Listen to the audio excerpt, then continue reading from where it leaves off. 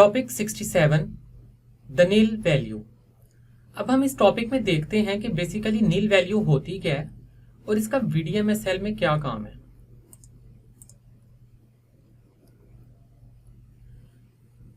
In the next topic, we are going to look at more complex and more useful version of our incubator system.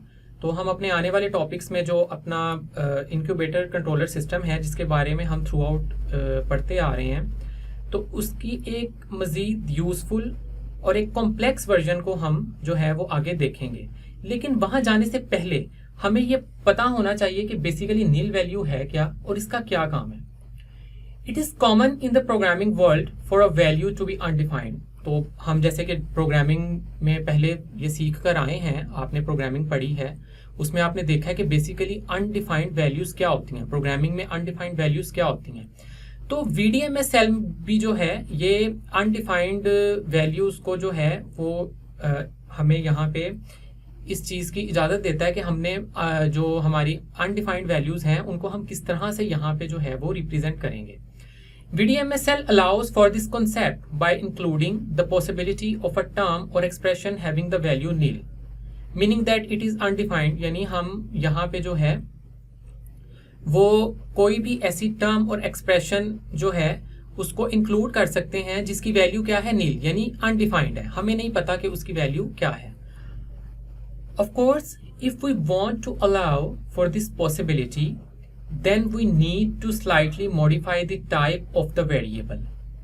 We do that by placing square brackets around the type name, for example, n और z। अच्छा, यहाँ पे n और z का क्या मतलब है? जैसे कि हमने अपनी प्रीवियस इंट्रिंसिक टाइप्स पढ़ी थी कुछ, जिसमें हमने देखा था कि नेचुरल नंबर्स को किस तरह से रिप्रेजेंट किया गया है, इंटीजर्स को किस तरह से रिप्रेजेंट किया गया है। तो नेचुरल नंबर्स के लिए क्या था, हमने n का जो है ये साइन यूज होता है और इंटीजर्स के लिए क्या यूज होता है, z। अब यहाँ पे इनको एक स्क्वायर ब्रैकेट के अंदर इनक्लोज किया गया है, तो इसका मतलब है कि यहाँ पे कोई नील वैल्यू है।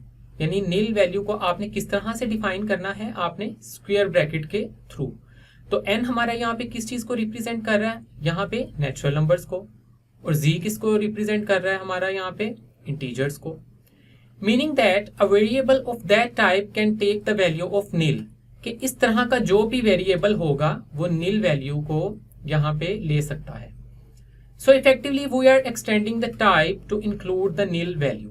तो आई होप सो कि आपको समझ आ गई होगी कि बेसिकली नील वैल्यू का कॉन्सेप्ट यहाँ पे किस चीज को रिप्रेजेंट कर रहा है, नील वैल्यू का कॉन्सेप्ट है क्या।